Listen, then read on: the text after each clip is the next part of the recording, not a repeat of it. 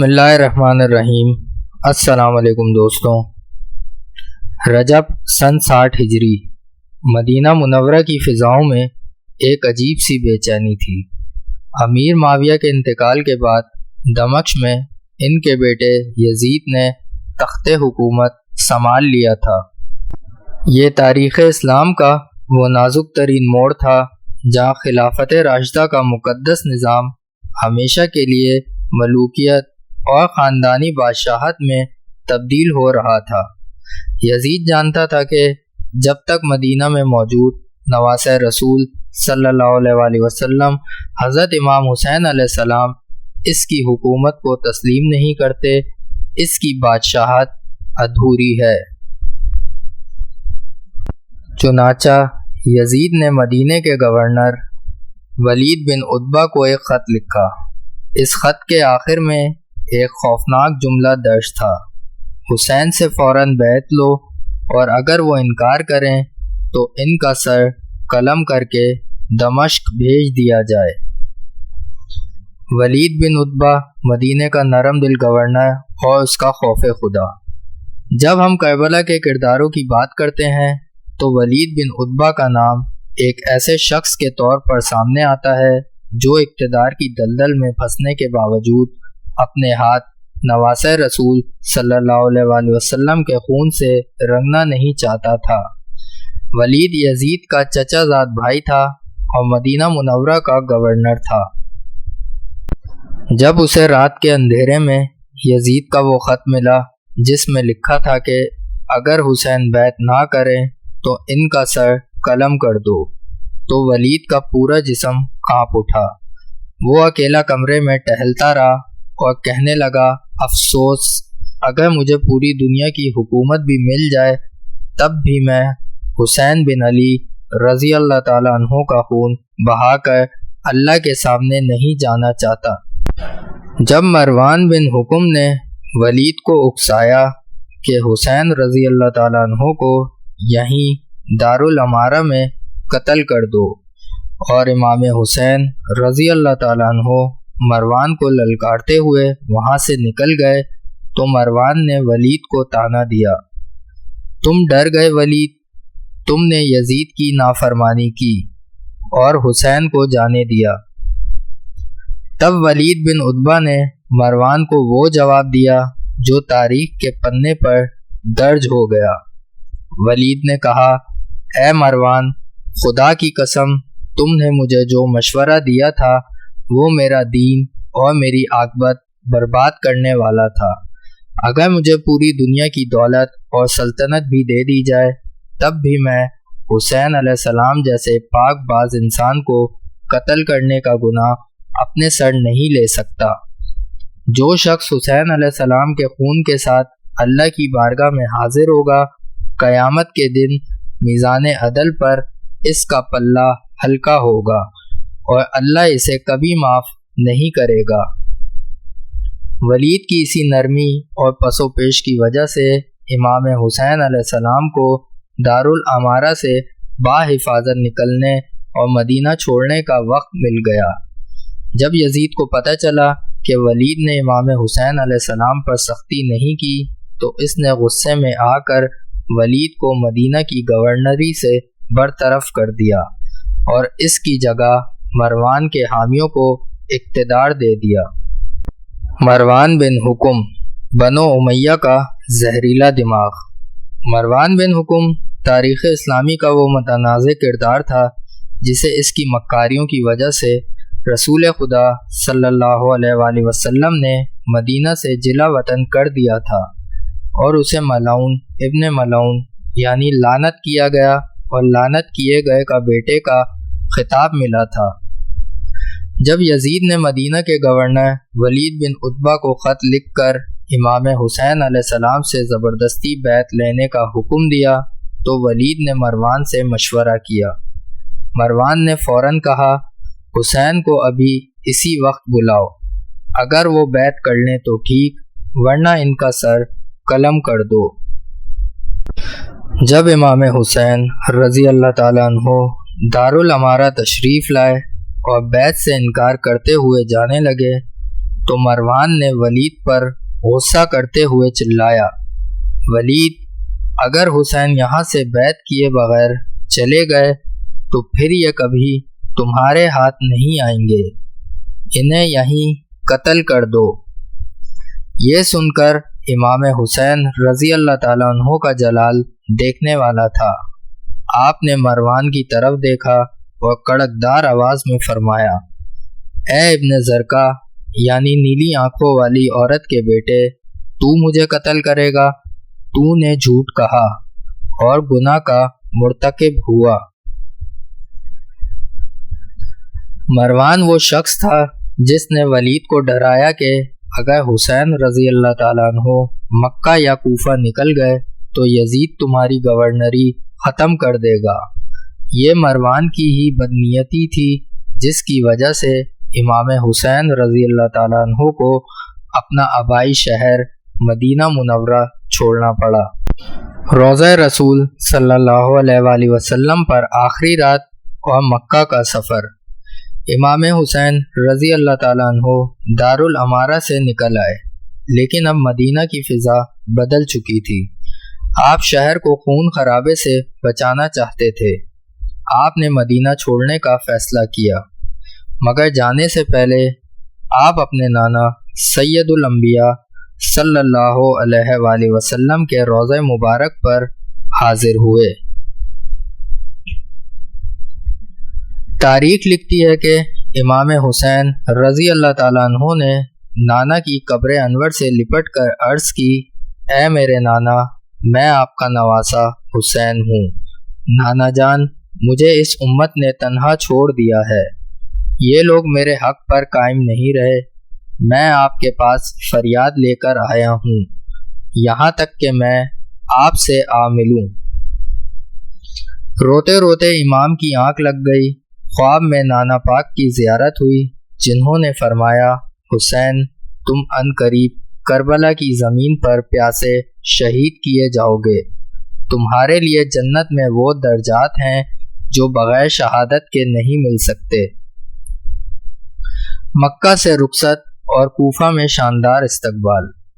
رمضان سن 60 ہجری مکہ میں موجود امام حسین رضی اللہ تعالیٰ عنہ کو کوفہ کے لوگوں کی طرف سے جب ہزاروں خطوط ملے تو آپ نے کوفہ کے حالات کا خود جائزہ لینے کے لیے اپنے سب سے بااعتماد بھائی شیر خدا کے بھتیجے حضرت مسلم بن عقیل رضی اللہ تعالیٰ عنہ کو اپنا سفیر مقرر کیا۔ روانگی کے وقت امام نے فرمایا، مسلم، تم میرے بھائی اور میرے اہل بیت میں سب سے زیادہ بھروسہ مند ہو، کوفہ جاؤ، اگر وہاں کے لوگ اپنے خطوط پر قائم ہوں تو مجھے فوراً لکھنا۔ حضرت مسلم بن عقیل رضی اللہ تعالیٰ عنہ 5 شوال کو کوفہ پہنچے۔ کوفہ کے ایک مخلص صحابی حضرت مختار سقفی رضی اللہ تعالیٰ عنہ کے گھر آپ کا قیام ہوا۔ جیسے ہی کوفہ والوں کو پتہ چلا کہ امام کا سفیر آ گیا ہے تو پورا شہر امڑ آیا۔ دیکھتے ہی دیکھتے صرف چند دنوں میں 18,000 سے زائد لوگوں نے امام حسین رضی اللہ تعالیٰ عنہ کی نیابت میں حضرت مسلم کے ہاتھ پر بیعت کر لی۔ کوفہ کی فضا یا حسین کے نعروں سے گونج اٹھی۔ حالات اتنے سازگار تھے کہ حضرت مسلم نے امام حسین رضی اللہ تعالیٰ عنہ کو مکہ خط بھیجا، آقا، کوفہ کے لوگ آپ کے منتظر ہیں، آپ فوراً تشریف لے آئیں۔ لیکن یہ امن عارضی تھا۔ یزید نے کوفہ کے نرم دل گورنر کو ہٹا کر بصرہ کے ظالم عبید اللہ ابن زیاد کو کوفہ کا چارج دے دیا۔ ابن زیاد نے کوفہ پہنچتے ہی دہشت، لالچ اور مکاری کا وہ کھیل کھیلا جس نے کوفہ کی تقدیر بدل دی۔ اس نے قبیلوں کے سرداروں کو محل میں بلا کر ڈرایا کہ دمشق سے ایک بہت بڑا لشکر آ رہا ہے، جو حسین کا ساتھ دے گا اس کا گھر جلا دیا جائے گا اور خاندان کو قتل کر دیا جائے گا۔ خوف اور پیسے کی لالچ کا یہ اثر ہوا کہ لوگوں کے دل بدلنے لگے۔ غداری کی انتہا دیکھیے اسی شام جب حضرت مسلم بن عقیل مسجد کوفہ میں مغرب کی نماز پڑھانے کھڑے ہوئے تو ان کے پیچھے ہزاروں کی بھیڑ تھی۔ نماز کے دوران ہی لوگ آہستہ آہستہ سرکتے گئے۔ جب حضرت مسلم نے سلام پھیرا تو وہ 18,000 کی بیعت کرنے والی بھیڑ غائب ہو چکی تھی۔ مسجد بالکل سنسان تھی۔ جب آپ مسجد سے باہر کوفہ کی تاریک گلیوں میں آئے تو تاریخ لکھتی ہے کہ آپ کے ساتھ کوئی ایک شخص بھی ایسا نہ تھا جو آپ کو راستہ دکھاتا یا اپنے گھر پناہ دیتا۔ 3 دن کے پیاسے مسافر مدینہ کوفہ کی گلیوں میں تنہا گھوم رہے تھے اور دمشق کی فوج کے سپاہی آپ کو ڈھونڈ رہے تھے۔ مائی طوع کا گھر اور اکیلے مجاہد کی جنگ۔ چلتے چلتے حضرت مسلم ایک گھر کے دروازے پر پہنچے جہاں ایک نیک بخت خاتون طوع کھڑی اپنے بیٹے کا انتظار کر رہی تھی۔ حضرت مسلم نے ان سے پینے کے لیے پانی مانگا۔ پانی پینے کے بعد بھی جب مسلم وہیں بیٹھ گئے تو مائی طوع نے کہا، اے بندہ خدا، تمہارا اپنا گھر جانا ہی بہتر ہے، رات کے اس پہر یہاں بیٹھنا درست نہیں۔ حضرت مسلم نے سر اٹھایا اور دھیمی آواز میں فرمایا، مائی، اس شہر میں میرا کوئی گھر نہیں، میں مسافر ہوں، میرا نام مسلم بن عقیل ہے۔ مائی طوع کے پاؤں تلے سے زمین نکل گئی۔ اس نے فوراً روتے ہوئے آپ کے قدم چومے اور اپنے گھر کے ایک اندرونی کمرے میں چھپا کر پناہ دی، کھانا اور پانی پیش کیا۔ لیکن مائی طوع کا غدار بیٹا بلال جب رات کو گھر آیا تو اسے شک ہو گیا۔ صبح ہوتے ہی اس نے انعام کے لالچ میں ابن زیاد کے سپاہیوں کو خبر کر دی۔ اگلی صبح ابن زیاد کے سواروں کے کمانڈر ابن اشست نے 70 گھڑ سواروں کے ساتھ مائی طوع کے گھر کو گھیر لیا۔ حضرت مسلم نے جب گھوڑوں کے ٹاپوں کی آواز سنی تو سمجھ گئے کہ آخری وقت آ گیا ہے۔ آپ نے اپنی تلوار سونتی اور نانا کا دین یاد کر کے گلی میں نکل آئے۔ پھر کوفہ کی گلیوں نے وہ منظر دیکھا کہ شیر خدا کے بھتیجے نے اکیلے ہی یزیدی فوج کے چھکے چھڑا دیے۔ آپ جس طرف رخ کرتے سپاہی گاجر مولی کی طرح کٹتے جاتے۔ ابن اشست نے دارالامارہ پیغام بھیجا، ابن زیاد، میرے پاس مزید فوج بھیجو۔ تم نے مجھے کوفہ کے کسی عام موچی کو پکڑنے نہیں بھیجا، بلکہ اس شیر کے مقابلے پر بھیجا ہے جس کی رگوں میں حمزہ اور علی کا خون ہے۔ جب یزیدی فوج سامنے سے مقابلہ نہ کر سکی تو انہوں نے چھتوں پر چڑھ کر حضرت مسلم پر پتھر برسائے اور جلتے ہوئے سرکنڈے پھینکے۔ بالآخر آپ کو دھوکے سے ایک گہرے گڑھے کی طرف دھکیلا گیا جس کے اندر تلواریں چھپائی گئی تھیں۔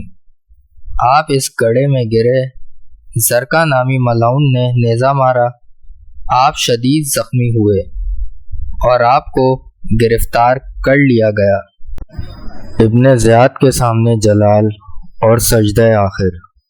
حضرت مسلم کو خون میں لت پت زنجیروں میں جگڑ کر ابن زیاد کے سامنے لایا گیا۔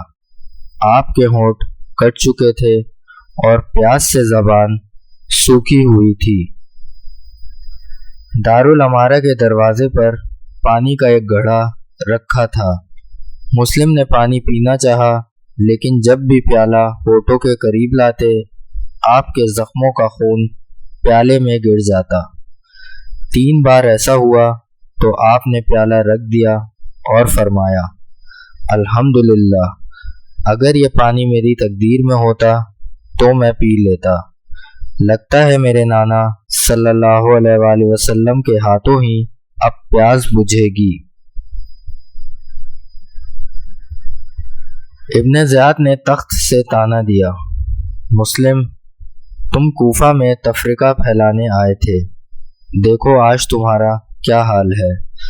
حضرت مسلم نے شیر کی طرح گرج کر جواب دیا، ابن زیاد، ہم تفرقہ پھیلانے نہیں بلکہ انصاف قائم کرنے آئے ہیں۔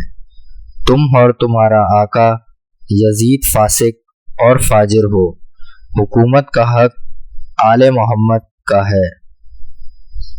ابن زیاد نے غصے میں چلایا، اسے دارالعمارہ کی سب سے اونچی چھت پر لے جاؤ، پہلے اس کا سر قلم کرو اور پھر لاش نیچے گرا دو۔ مکہ کی طرف آخری سلام اور شہادت۔ 9 ذی الحج عرفہ کا دن، جب مکہ میں حاجی حج کا احرام باندھ رہے تھے، کوفہ میں حضرت مسلم بن عقیل دارالعمارہ کی چھت پر کھڑے تھے۔ جلاد بکیر بن حمران، جسے مسلم نے جنگ میں زخمی کیا تھا، تلوار لیے آگے بڑھا۔ شہادت سے پہلے حضرت مسلم نے مکہ کی طرف منہ کیا، جہاں امام حسین رضی اللہ تعالیٰ عنہ اپنے قافلے کے ساتھ کوفہ کی طرف نکل چکے تھے۔ آپ کی آنکھوں سے آنسو بہے، لیکن یہ آنسو اپنی جان کے لیے نہیں تھے، بلکہ اپنے مظلوم بھائی حسین علیہ السلام اور ان کے معصوم بچوں کے لیے تھے۔ آپ نے پکار کر کہا، یا حسین السلام علیک۔ آقا، کوفہ مت آنا، یہاں کے لوگ غدار ہیں، انہوں نے آپ کے سفیر کو تنہا کر دیا۔ جلاد نے تلوار چلائی، حضرت مسلم بن عقیل کا سر مبارک قلم ہو گیا اور ظالموں نے آپ کے پاک جسد کو چھت سے نیچے گلی میں گرا دیا۔ کوفہ کے بازار میں آپ کی لاش کے ساتھ بے حرمتی کی گئی۔ امام حسین رضی اللہ تعالیٰ عنہ کو راستے میں جب اپنے با وفا بھائی اور سفیر کی شہادت کی خبر ملی تو آپ زاروں قطار روئے۔ خیمے میں کوہرام مچ گیا، لیکن آپ نے فرمایا، مسلم کی شہادت کے بعد اب زندگی میں کوئی لطف نہیں، ہم آگے ہی بڑھیں گے۔ یہاں پہنچ کر امام حسین رضی اللہ تعالیٰ عنہ کا گھوڑا اچانک رک گیا۔ آپ نے دوسرا گھوڑا بدلا، وہ بھی نہ ہلا۔ آپ نے ساتھیوں سے پوچھا، اس زمین کا نام کیا ہے؟ ایک نے کہا نینوا، دوسرے نے کہا غازریہ۔ آپ نے فرمایا، کیا اس کا کوئی اور نام بھی ہے؟ تب ایک بوڑھے شخص نے آگے بڑھ کر عرض کی، یا ابن رسول اللہ، اسے کربلا بھی کہتے ہیں۔ کربلا کا نام سنتے ہی امام علی مقام کی آنکھوں میں آنسو آ گئے۔ آپ نے مٹی ہاتھ میں لی، اسے سونگا اور فرمایا، خدا کی قسم، یہ قرب اور بلا کی زمین ہے، یہی ہمارے اونٹ بیٹھنے کی جگہ ہے، یہی ہمارے خیمے جلنے کا مقام ہے، اور یہی وہ مٹی ہے جہاں ہمارا خون بہے گا، اپنے خیمے یہیں لگا دو۔ اگلے ہی چند دنوں میں ابن زیاد کے حکم پر عمر بن سعد کی قیادت میں ایک بہت بڑا لشکر کربلا پہنچ گیا، جس کی تعداد دیکھتے ہی دیکھتے 40,000 سے تجاوز کر گئی۔ 7 محرم الحرام کو عمر بن سعد کو ابن زیاد کا ایک سخت خط ملا، حسین اور ان کے ساتھیوں پر دریائے فرات کا پانی بند کر دو، ان کو پانی کا ایک قطرہ بھی ویسے ہی نہ ملے جیسے خلیفہ عثمان کو نہیں ملا تھا۔ عمرو بن حجاج کی قیادت میں 500 گھڑ سواروں نے فرات کے گھاٹ پر پہرا لگا دیا۔ اب آل رسول کے خیموں میں پانی کا ذخیرہ ختم ہو چکا تھا۔ تپتا ہوا صحرا، 50 ڈگری کی گرمی اور 3 دن کی پیاس۔ چھوٹے بچے پیاس سے نڈھال ہو کر اپنی سوکھی زبانیں ریت پر رگڑ رہے تھے، لیکن امام حسین رضی اللہ تعالیٰ عنہ کے خیموں سے نانا کے دین پر سب کچھ قربان کرنے کا عزم کم نہیں ہوا۔ ابن زیاد کا خونی خط اور کربلا میں خیموں کا گھیراؤ۔ 9 محرم الحرام کو شمر ابن زیاد کا ایک خونی خط لے کر کربلا پہنچا۔ اس خط میں عمر بن سعد کے نام سخت حکم تھا، اگر حسین بیعت نہیں کرتے تو ان پر حملہ کرو، ان کا سر کاٹو اور ان کی لاش پر گھوڑے دوڑاؤ، اور اگر تم یہ نہیں کر سکتے تو فوج کی کمانڈ شمر کے حوالے کر دو۔ عمر بن سعد نے جب یہ دیکھا کہ اس کی سالاری خطرے میں ہے تو وہ جنگ کے لیے تیار ہو گیا۔ اسی رات شمر نے امام حسین علیہ السلام کے خیموں کے قریب آ کر حضرت عباس علمدار علیہ السلام اور ان کے بھائیوں کو امان نامہ یعنی پناہ کی پیشکش دینے کی مکارانہ کوشش کی۔ کیونکہ وہ عباس علیہ السلام کی ماں بی بی ام البنین کے قبیلے سے تعلق رکھتا تھا، قاضی عباس علیہ السلام نے اس کے امان نامے کو ٹھکرا کر فرمایا، او ملعون، تجھ پر اور تیرے امان نامے پر خدا کی لعنت ہو۔ تو ہمیں پناہ دیتا ہے جبکہ رسول صلی اللہ علیہ وآلہ وسلم کا نواسہ پیاسا کھڑا ہے۔ چراغ کا بجھنا اور عشق کا امتحان۔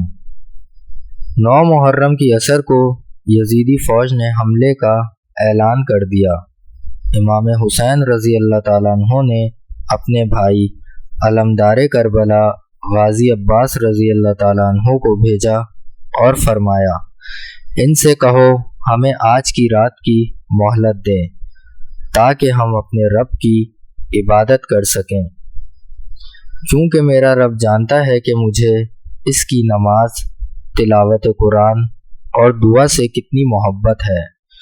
دشمن نے ایک رات کی مہلت دے دی، وہ شب عاشور تھی، عبادت اور عشق الہی کی ایک یادگار رات۔ امام علی مقام نے اپنے تمام انصار اور اہل بیت کو ایک خیمے میں جمع کیا۔ آپ نے فرمایا، میں اپنے ساتھیوں سے زیادہ با وفا اور اپنے اہل بیت سے زیادہ صابر کسی کے ساتھیوں کو نہیں پایا۔ سنو، یہ دشمن صرف میرا پیاسا ہے، میں تم سب سے اپنی بیعت اٹھاتا ہوں۔ رات کا اندھیرا پھیل چکا ہے، تم میں سے جو جانا چاہے وہ میرے خاندان کے ایک ایک فرد کا ہاتھ پکڑے اور یہاں سے نکل جائے، میں تم سے راضی ہوں۔ امام نے خیمے کا چراغ بجھا دیا تاکہ جانے والے کو کوئی شرمندگی نہ ہو۔ کچھ لمحے گہرا سکوت رہا، صرف صحرا کی ہوا کی آواز آ رہی تھی۔ جب چراغ دوبارہ جلایا گیا تو کوئی ایک شخص بھی اپنی جگہ سے نہیں ہلا تھا۔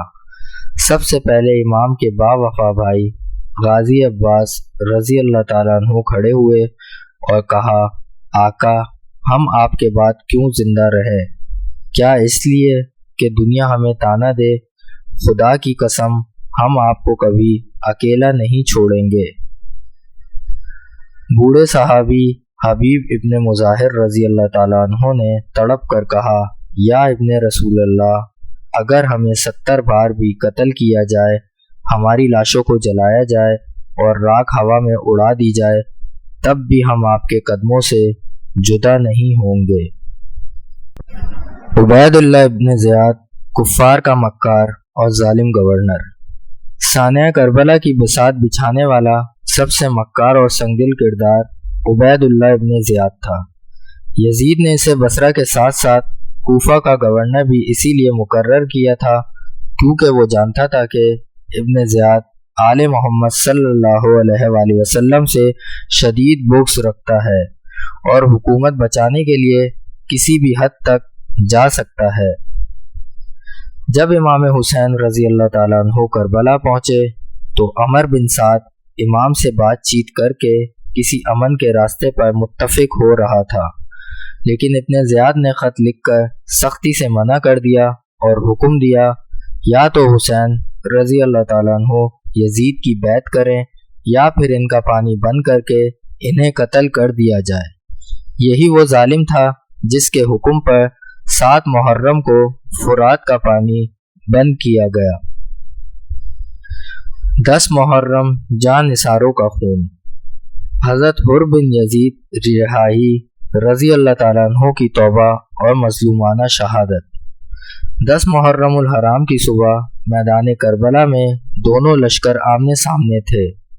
एक तरफ बज़ाहिर 40,000 का मुसल्लह और खूनख्वार लश्कर था और दूसरी तरफ इमाम हुसैन रज़ी अल्लाह ताला अन्हु के 72 नफूस का प्यासा काफिला, जिसमें मासूम बच्चे और मस्तूरात भी शामिल थीं।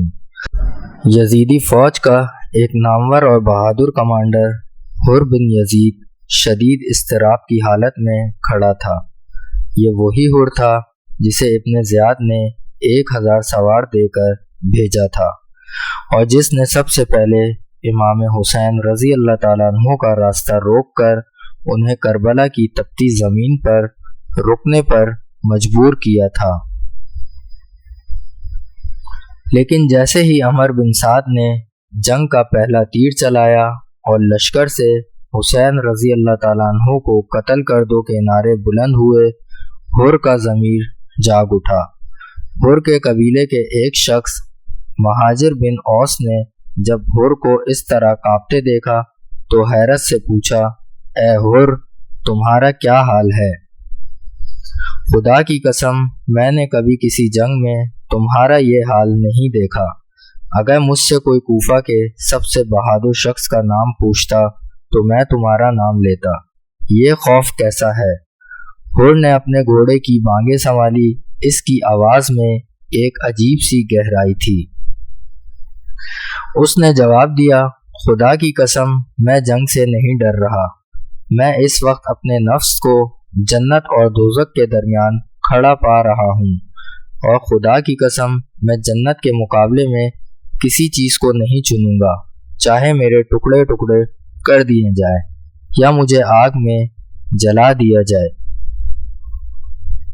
ये कहकर हुर ने अपने घोड़े को ईड़ लगाई, लेकिन इसने दमश्क के महल की तरफ रुख नहीं किया, बल्कि वो इमाम हुसैन रज़ी अल्लाह ताला अन्हु के खैमों की तरफ बढ़ने लगा। जैसे जैसे वो करीब आ रहा था, उसने अपनी ढाल को उल्टा कर लिया, अपनी तलवार मैदान में रख दी और शर्मिंदगी से अपना सर झुका लिया ताकि वो रसूल सल्लल्लाहु अलैहि वसल्लम के नवासे से नजरें मिला ना सके। जब वो इमाम के खैमों के बिल्कुल करीब पहुंचा तो वो घोड़े से उतरा। उसकी आंखों से आंसू बह रहे थे। उसने अपने हाथ अपने सर पर रखे और इमाम हुसैन रज़ी अल्लाह ताला अन्हु के कदमों में गिर गया। हुर ने रोते हुए अर्ज़ की, या इब्ने रसूल अल्लाह, मैं वही बदबख्त हूँ जिसने आपका रास्ता रोका था, जिसने आपको इस बेआबो गया ज़मीन पर रुकने पर मजबूर किया और आपकी पाक बीबियों और बच्चों को खौफज़दा किया। खुदा की कसम, मेरा ये गुमान नहीं था कि ये लोग आपका पानी बंद कर देंगे और बात आपके कत्ल तक पहुंच जाएगी।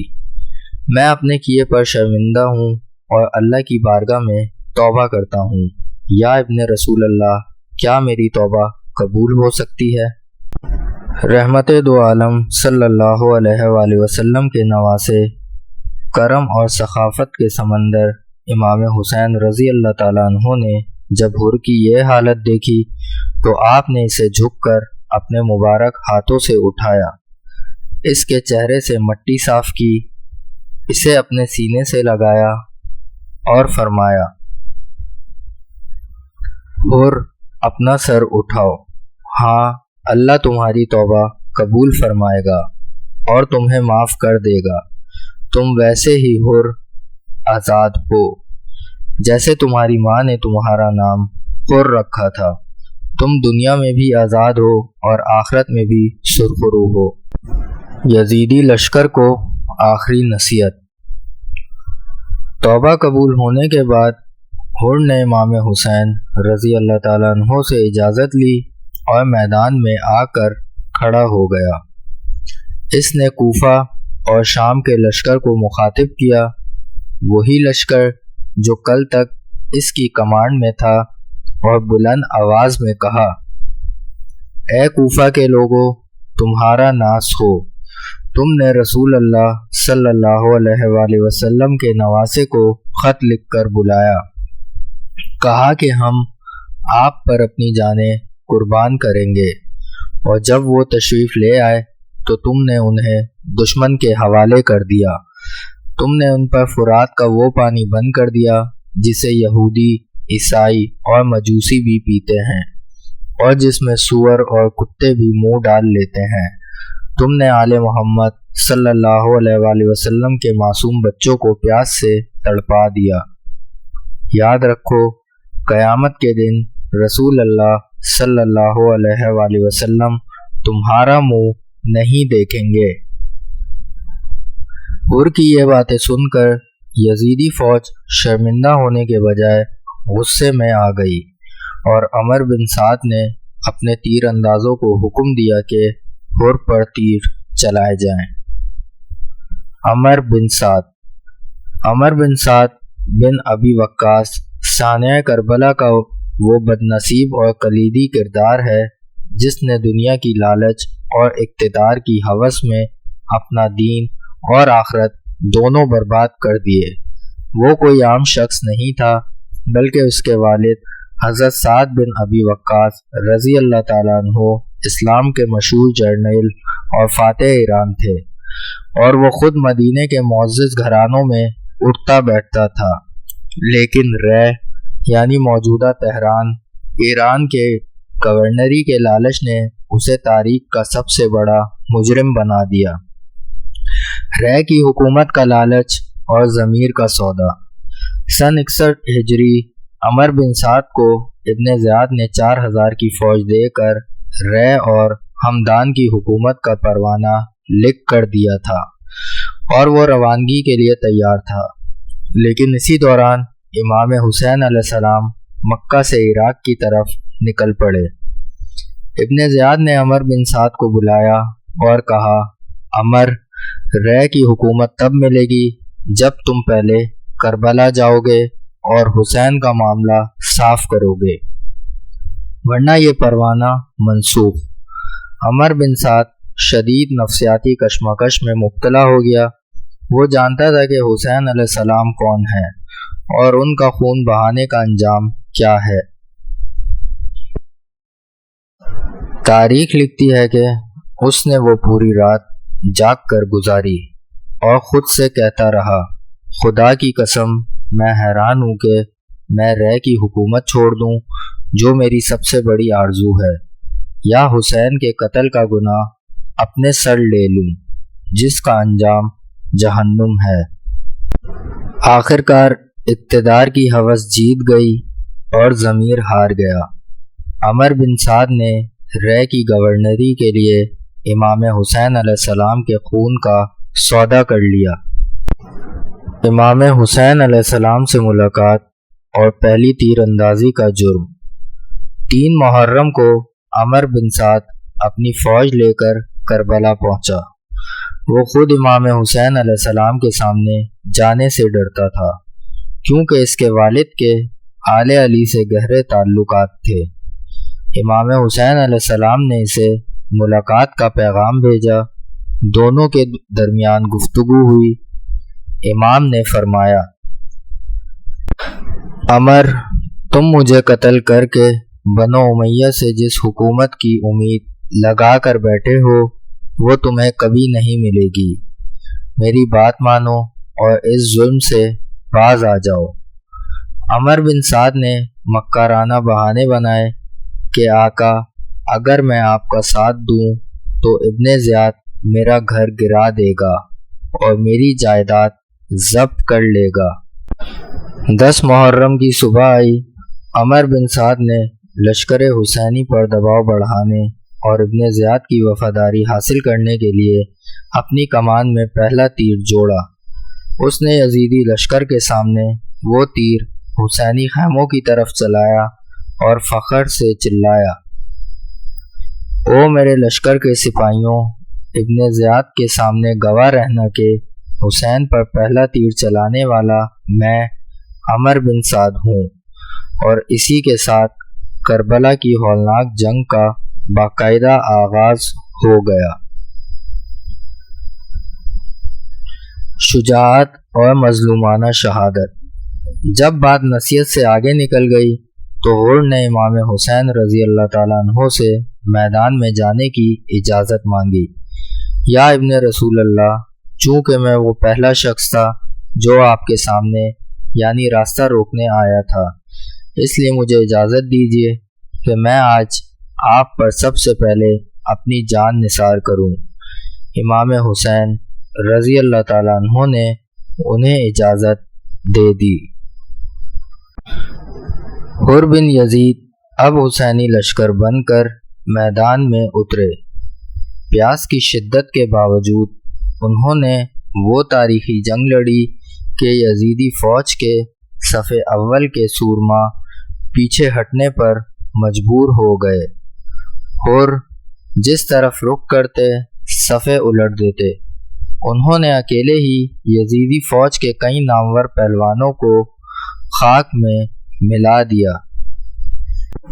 بالآخر عمر بن سعد نے اپنے گھڑ سواروں اور پیادہ فوج کو ایک ساتھ حر پر حملے کا حکم دیا۔ چاروں طرف سے نیزوں اور تلواروں کے وار ہوئے، تیروں کی برسات ہوئی۔ حر کا گھوڑا زخمی ہو کر گر گیا، لیکن وہ پیدل ہی لڑتے رہے، یہاں تک کہ ایک ظالم نے پیچھے سے ان کے سر پر ایسا وار کیا کہ حر کربلا کی تپتی ریت پر گر گئے۔ امام علیہ السلام کی گود میں آخری سانسیں۔ جیسے ہی حر گرے، امام حسین رضی اللہ تعالیٰ عنہ اپنے جان نثار کی طرف دوڑے۔ آپ نے تپتی ریت سے حر کا سر اٹھایا اور اپنی گود میں رکھ لیا۔ حر کی آنکھیں بند ہو رہی تھیں، اس کے سر سے خون تیزی سے بہہ رہا تھا۔ امام حسین عالی مقام نے اپنے پاک ہاتھوں سے حر کے چہرے سے خون اور مٹی کو صاف کیا، اپنے سر سے رومال نکالا اور حر کے سر کے زخم پر پٹی باندھی۔ امام نے حر کے چہرے کی طرف دیکھا اور تاریخی جملہ دہرایا، باخدا تم حر یعنی آزاد ہو، جیسے تمہاری ماں نے تمہارا نام رکھا تھا۔ تم دنیا میں بھی حر ہو اور آخرت میں بھی حر ہو۔ حر نے امام حسین رضی اللہ تعالیٰ عنہ کے چہرے کا آخری دیدار کیا۔ اس کے لبوں پر ایک الہی مسکراہٹ ابھری اور انہوں نے امام کی گود میں اپنی آخری سانسیں لیں اور جام شہادت نوش کر گئے۔ حر میدان میں گئے اور سب سے پہلے شہید ہونے والوں میں شامل ہو گئے۔ اس کے بعد باری باری امام کے جان نثار میدان میں گئے۔ حبیب ابن مظاہر، زہیر بن قطین، مسلم بن اوسجہ، ہر ایک نے بھوکے اور پیاسے ہونے کے باوجود شجاعت کی وہ تاریخ رقم کی کہ 40,000 کا لشکر کانپ اٹھا۔ جب تک ایک بھی انصار زندہ رہا، انہوں نے اہل بیت رسول کے کسی فرد کو میدان میں جانے نہیں دیا۔ خانقاہ نبوت کے پھولوں کی رخصت، حضرت اون و محمد علیہ السلام کی شجاعت اور شہادت۔ دوپہر تک تمام انصار شہید ہو چکے تھے، اب اہل بیت کی باری تھی۔ اس وقت شیر خدا کی بیٹی سیدہ زینب سلام اللہ علیہا نے اپنے 2 کمسن بیٹوں حضرت اون اور حضرت محمد کو اپنے پاس بلایا۔ آپ نے اپنے ہاتھوں سے ان کے سروں پر پٹیاں باندھی، انہیں تلواریں پہنائیں اور فرمایا، میرے بچوں، آج تمہارے ماموں حسین علیہ السلام میدان میں تنہا ہیں، جاؤ اور اپنی جانیں ان پر نثار کر دو۔ یاد رکھنا، میدان سے پیٹھ پھیر کر مت آنا، ورنہ میں تمہارا چہرہ نہیں دیکھوں گی۔ یہ دونوں کمسن بچے، جن کی عمر محض 10 اور 12 سال کے قریب تھی، امام حسین رضی اللہ تعالیٰ عنہ کی بارگاہ میں حاضر ہوئے اور جنگ کی اجازت مانگی۔ امام نے پہلے تو پیار کیا اور کمسنی کی وجہ سے اجازت دینے سے انکار کیا، لیکن جب بچوں نے اپنی ماں کا واسطہ دیا تو امام کی آنکھوں میں آنسو آ گئے اور آپ نے انہیں گلے سے لگا کر اجازت دے دی۔ یہ بچے جب میدان میں آئے تو یزیدی فوج ان کا چھوٹا سا قد دیکھ کر دنگ رہ گئی، لیکن جیسے ہی جنگ شروع ہوئی، ان بچوں نے ثابت کر دیا کہ ان کی رگوں میں جعفر طیار اور علی مرتضیٰ کا خون دوڑ رہا ہے۔ دونوں بھائی ایک دوسرے کی پشت کی حفاظت کرتے ہوئے یزیدی فوج کی صفوں میں گھس گئے، جس طرف رخ کرتے لاشوں کے ڈھیر لگا دیتے۔ عمر بن سعد نے جب دیکھا کہ یہ بچے قابو میں نہیں آ رہے تو اس نے اپنے لشکر کو حکم دیا کہ انہیں چاروں طرف سے گھیرا جائے۔ نوشر بن عاصم نامی ظالم نے چھپ کر حضرت محمد پر وار کیا، جس سے وہ زخمی ہو کر گھوڑے سے گرے۔ بھائی کو گرتا دیکھ کر حضرت اون ان کی طرف بڑھے، لیکن دشمنوں نے ان پر بھی نیزوں کی بارش کر دی۔ دونوں معصوم بھائی کربلا کی تپتی ریت پر ایک دوسرے کے قریب شہید ہو گئے۔ جب امام حسین رضی اللہ تعالیٰ عنہ ان کے جنازے اٹھا کر خیمے میں لائے تو تاریخ گواہ ہے کہ سیدہ زینب علیہ السلام اپنے خیمے سے باہر نہیں آئیں تاکہ ان کے بھائی حسین علیہ السلام کو اپنے بھانجوں کی لاشیں لاتے ہوئے شرمندگی محسوس نہ ہو۔ حضرت قاسم بن حسن علیہ السلام کی مظلومانہ شہادت۔ اب خیمے میں امام حسن مجتبیٰ علیہ السلام کے 14 سالہ یتیم بیٹے حضرت قاسم علیہ السلام باہر آئے۔ ان کا چہرہ 14ویں کے چاند کی طرح چمک رہا تھا۔ انہوں نے اپنے چچا امام حسین رضی اللہ تعالیٰ عنہ سے میدان میں جانے کی اجازت مانگی۔ امام حسین رضی اللہ تعالیٰ عنہ نے قاسم کو دیکھا، انہیں اپنے بھائی حسن علیہ السلام کی یاد آ گئی۔ آپ نے قاسم کو سینے سے لگایا اور رونے لگے اور فرمایا، قاسم تم میرے بھائی کی نشانی ہو، میں تمہیں اپنی آنکھوں کے سامنے کیسے مرنے دوں۔ حضرت قاسم علیہ السلام اداس ہو کر خیمے میں گئے تو ان کی ماں حضرت ام فروہ نے انہیں اپنے والد کا ایک پرانا تعویذ یعنی وصیت نامہ دیا جو انہوں نے قاسم کے بازو پر باندھا تھا۔ اس وصیت میں لکھا تھا، بیٹا قاسم، ایک وقت آئے گا جب میرا بھائی حسین کربلا میں تنہا ہوگا۔ اگر وہ وقت آ جائے تو میری طرف سے اپنی جان قربان کرنے میں دیر نہ کرنا۔ حضرت قاسم دوڑتے ہوئے چچا کے پاس آئے اور وہ خط دکھایا۔ خط دیکھ کر امام حسین رضی اللہ تعالیٰ عنہ نے قاسم کو گلے لگایا اور دونوں چچا بھتیجے اتنا روئے کہ غش آ گیا۔ بالآخر امام نے انہیں اجازت دی، کیونکہ قاسم کا قد چھوٹا تھا اور ذرا بڑی تھی، اس لیے ذرا کو نیچے سے کاٹنا پڑا اور آپ کے پاؤں رکاب تک نہیں پہنچ رہے تھے۔ جب قاسم میدان میں آئے تو آپ نے بلند آواز میں رجس پڑھا، اگر تم مجھے نہیں جانتے تو میں حسن کا بیٹا ہوں جو مصطفیٰ کے نواسے اور امین ہے۔ یہ حسین ہے جو اسیروں کی طرح گھیرے گئے ہیں۔ پیاس کی شدت کے باوجود حضرت قاسم علیہ السلام نے یزیدی فوج کے بڑے بڑے سورماؤں کو خاک میں ملا دیا۔ عمر بن سعد کے لشکری عمرو بن سعید ازدی نے کہا، خدا کی قسم میں اس بچے پر ایسا وار کروں گا کہ اس کی ماں روتی رہ جائے۔ جب قاسم کی جوتی کا تسمہ ٹوٹا اور وہ اسے درست کرنے کے لیے جھکے تو اس ملعون نے قاسم کی سر پر تلوار کا ایسا وار کیا کہ سر شق ہو گیا۔ 14 سالہ قاسم گھوڑے سے گرے اور تڑپ کر پکارا، یا اماں علیک منی السلام، اے چچا میرا آخری سلام ہو۔ امام حسین رضی اللہ تعالیٰ عنہ باز کی طرح جھپٹے، قاتل پر تلوار چلائی اور اس کا ہاتھ کاٹ دیا، لیکن یزیدی فوج کے گھوڑوں کی دوڑا دوڑ میں مظلوم قاسم کی لاش گھوڑوں کے ٹاپوں تلے پامال ہو گئی۔ جب غبار چھٹا تو امام نے دیکھا کہ قاسم آخری ہچکیاں لے رہے تھے۔ امام نے رو کر فرمایا، قاسم خدا کی قسم تیرے چچا پر یہ بات بہت بھاری ہے کہ تو اسے پکارے اور وہ تیری مدد نہ کر سکے یا مدد کرے تو تجھے فائدہ نہ پہنچے۔ امام نے قاسم کی پامال لاش کو اٹھایا اور اپنے سینے سے لگا کر خیموں کی طرف لے گئے۔ حضرت ابو بکر بن حسن علیہ السلام، وفا کا گمنام شہزادہ۔ جب کربلا کے میدان میں امام حسین علیہ السلام کے انصار و مددگار ایک ایک کر کے شہید ہو گئے تو وہ گھڑی آئی جب آل محمد صلی اللہ علیہ وآلہ وسلم یعنی بنو ہاشم کے شہزادے میدان میں جانے کے لیے تیار ہوئے۔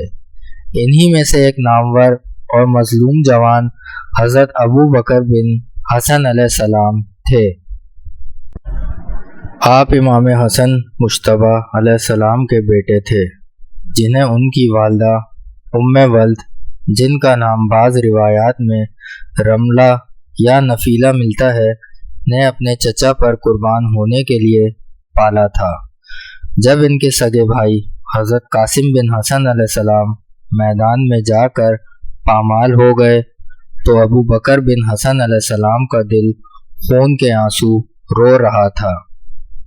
انہوں نے اپنے چچا امام حسین علیہ السلام کے پاس جا کر عرض کی، اے چچا جان، میرے بھائی قربان ہو گئے، اب مجھے بھی اجازت دیجیے کہ میں اپنے بابا کا حق ادا کروں۔ امام حسین علیہ السلام نے روتے ہوئے اپنے اس پیارے بھتیجے کو گلے سے لگایا اور میدان میں جانے کی اجازت دی۔ جنگ اور عبداللہ بن عقبہ کا خونی تیر۔ حضرت ابو بکر بن حسن علیہ السلام بنو ہاشم کے روایتی جلال کے ساتھ میدان میں اترے۔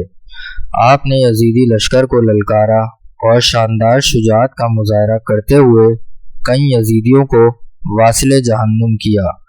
آپ کی تلوار کی کاٹ دیکھ کر دشمن آگے بڑھنے کی ہمت نہیں کر پا رہا تھا، اس لیے انہوں نے دور سے تیر اندازی شروع کر دی۔ تاریخ کربلا اور کتب زیارات گواہ ہیں کہ اس ہاشمی شہزادے پر سب سے بڑا وار عبداللہ بن عقبہ غنوی نامی بدبخت نے کیا۔ اس ظالم نے دور سے ایک زہر آلود تیر چلایا جو حضرت ابو بکر بن حسن علیہ السلام کو لگا۔ تیر لگتے ہی یہ جوان تپتی ریت پر گرا۔ ابھی آپ تڑپ ہی رہے تھے کہ یزیدی لشکر کے دوسرے جلادوں نے آپ کو چاروں طرف سے گھیر لیا اور بے دردی سے شہید کر دیا۔ زیارت ناحیہ میں تذکرہ اور قاتل پر لعنت۔ امام زمانہ اجل اللہ فرجہ الشریف نے زیارت ناحیہ مقدسہ میں حضرت ابو بکر بن حسن علیہ السلام کو خاص طور پر سلام پیش کیا ہے اور ان کے قاتل پر لعنت بھیجی ہے۔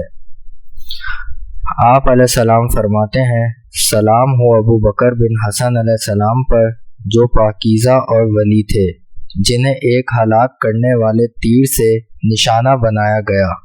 خدا لعنت کرے ان کے قاتل عبداللہ بن عقبہ غنوی پر۔ تاریخ بتاتی ہے کہ کربلا کے 5 سال بعد جب حضرت مختار سقفی نے قاتلان حسین علیہ السلام سے انتقام لیا تو اس عبداللہ بن عقبہ غنوی کا گھر بھی مسمار کیا گیا اور اسے عبرتناک انجام تک پہنچایا گیا۔ خلفائے راشدین کے نام لیوا شہدائے آل علی۔ جب ہم کربلا کے 72 شہداء کی فہرست دیکھتے ہیں تو وہاں سر فہرست ناموں میں حضرت ابو بکر بن علی رضی اللہ تعالیٰ عنہ کا نام آتا ہے۔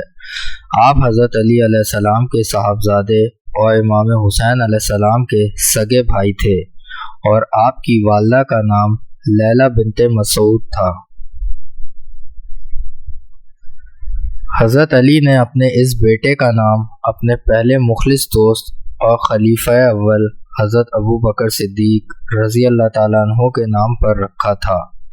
10 محرم الحرام کی دوپہر کو جب امام حسین علیہ السلام کے انصار شہید ہو چکے تھے تو آل علی کے جوانوں نے میدان کا رخ کیا۔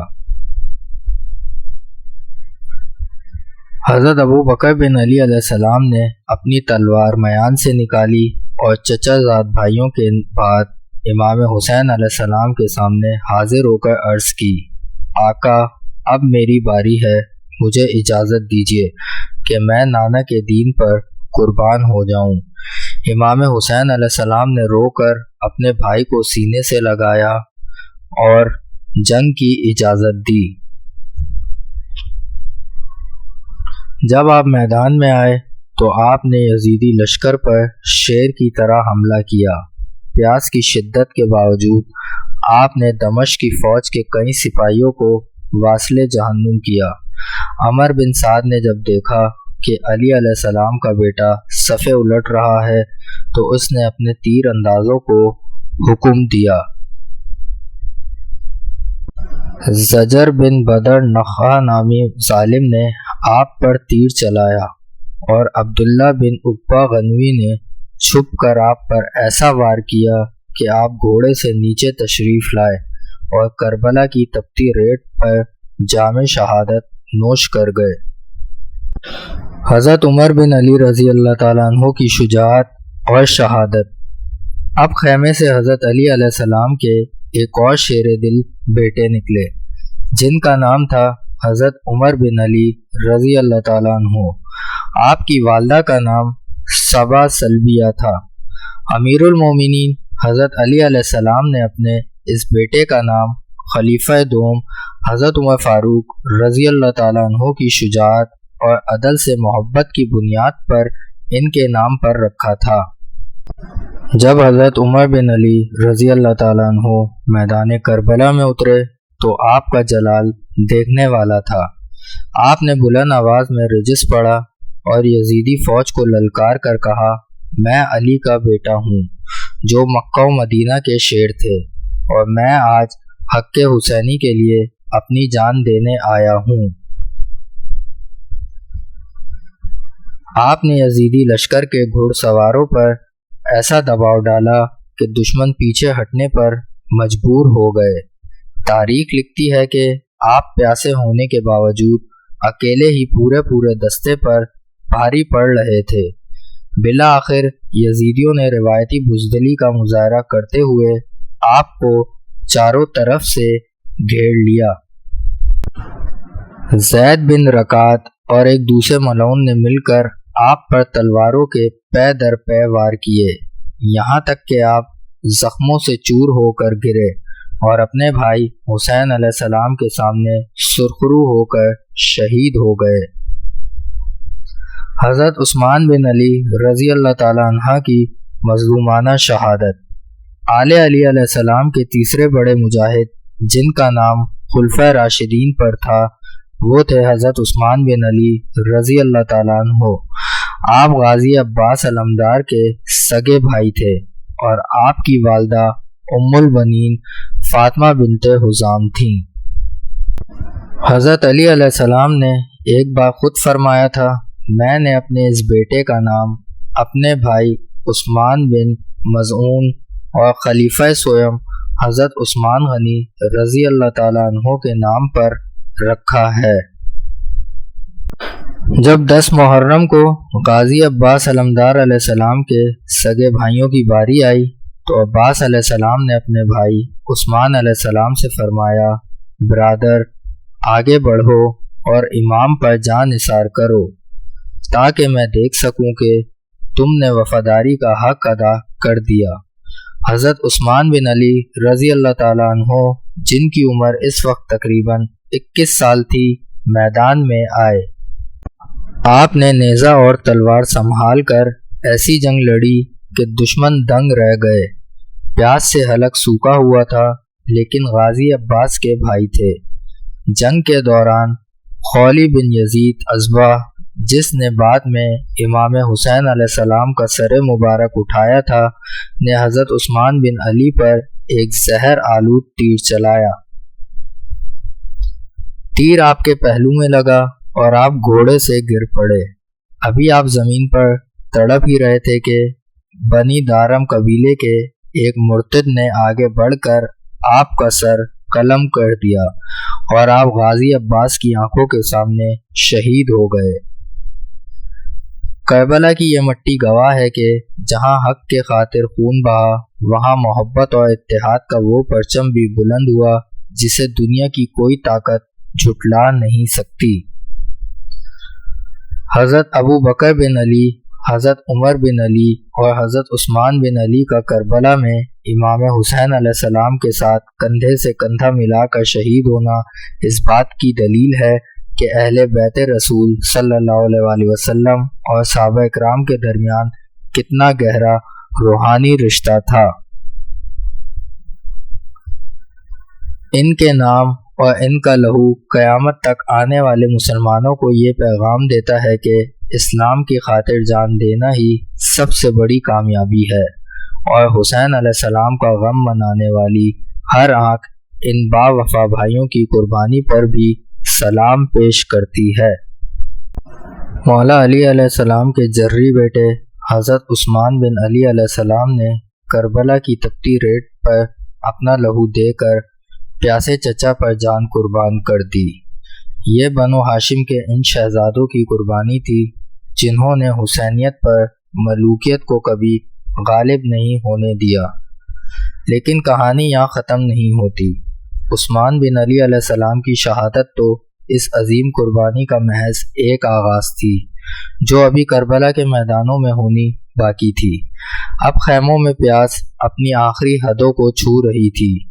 मासूम सकीना अलैहिस्सलाम का सूखा हुआ हलक पानी की एक एक बूंद को तरस रहा था और यजीदी लश्कर का घेरा तंग से तंग होता जा रहा था। अब जब प्यास इंतहा को पहुंच चुकी है तो शब आशूर का वो लाडला जवान जो शक्ल में बिल्कुल अपने नाना रसूल खुदा सल्लल्लाहु अलैहि वसल्लम जैसा था, यानी हज़रत अली अकबर अलैहिस्सलाम, अपने बाबा से मैदान की इजाज़त कैसे मांगेंगे। वफ़ा के सुल्तान गाजी अब्बास अलैहिस्सलाम अपनी भतीजी सकीना अलैहिस्सलाम के लिए मश्क उठाकर 22,000 के लश्कर को चीरते हुए फुरात की तरफ कैसे बढ़ेंगे और कायनात का वो सबसे बड़ा मुआरका कैसे लड़ा जाएगा। ये सब और करबला का सबसे हौलनाक मंजर देखिए हमारी इस सीरीज़ के अगले और सबसे जानदार हिस्से पार्ट 2 ज़िबा अज़ीम में।